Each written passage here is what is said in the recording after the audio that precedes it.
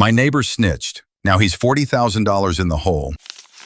Hey, I've got a story for you. Not exactly about revenge, more about patience and knowing the rules. I live in California, in Orange County, not far from the coast. Beautiful weather, great scenery, and absolutely insane zoning regulations. Just so you get the idea, you can't just throw up a shed, park a trailer, or build a little patio without paperwork. Everything requires permits, distance limits from property lines, sometimes even neighbor approval. I've learned to live with it. But my neighbor, he became my personal stress test. His name is Michael. When we first moved in, he seemed polite, a bit cold but nothing dramatic. Me, my wife, our 2 kids, quiet life. Lawn, barbecue, a little tool shed in the back. A few weeks later, the complaints started. Your kids are too loud.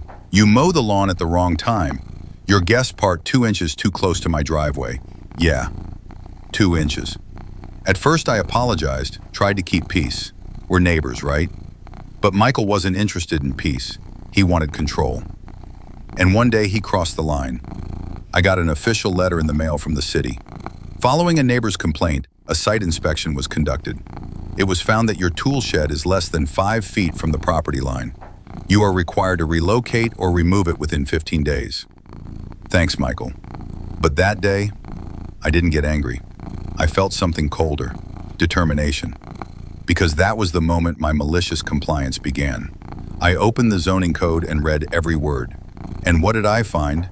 That Michael had a pool, a permanent structure attached to the back of his house, built in violation of at least 2 rules. 1, it was only 6 feet from the fence line. It should have been 10. 2, the railing around it had no permit. And the best part? According to the city code, even if a violation happened years ago, once discovered, the owner has 30 days to fix it. Or else, big fines.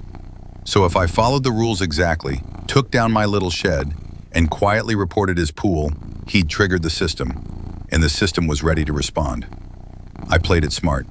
First, I removed my shed, took photos, before, during, after, sent them to the city, got confirmation. Then I turned to Michael's pool. I took measurements. 6 feet from the fence, not 10. Railing added later, no permit, no record of the pool in the property database. I filed a formal complaint, requesting inspection at suspected violations regarding pool placement and unauthorized structures. Photos attached. And I waited. Michael didn't know it was me, but I think he suspected. 2 weeks later, inspectors came to his place. They measured, they documented everything. A week later, I saw Michael sitting on his steps, just staring. His face was blank. That's how I knew. He got the letter. The city found violations. He had 30 days to fix them or pay $2,000 for every overdue week. Total cost? Around $40,000. Michael filed an appeal. He walked around the neighborhood trying to figure out who reported him. Never knocked on my door. Probably didn't have to.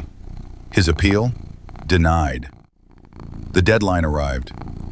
And one day I watched from the window as a demolition crew showed up. Hot day. Michael looked tense. His precious pool, the one he always bragged about, was being ripped out. And me? I didn't cheer. I just felt calm. Because I wasn't seeking revenge. I was simply complying, very precisely. It's been over 6 months now. Michael's yard is still half empty. He doesn't complain anymore, doesn't spy, doesn't pace around the fence. And me? I feel peace, because sometimes the best thing you can do is maliciously comply. Don't shout, don't argue. Just say, let's follow the rules for everyone. Some holes we dig for others, we end up falling into ourselves. Final commentary from you. As lays the end of the story, and honestly, I agree with the guy. I can't stand people who stir up conflict while ignoring their own mess. Nation, many of you have dealt with neighbors like this. Rules for you, but not for them. And here's the thing. If you want everything to be by the book, you better make sure your book is clean. I don't even get why he started this fight. Maybe there was some history between him and the narrator, but we'll probably never know. What do you think? Let me know in the comments, and don't forget to subscribe. More real stories coming soon.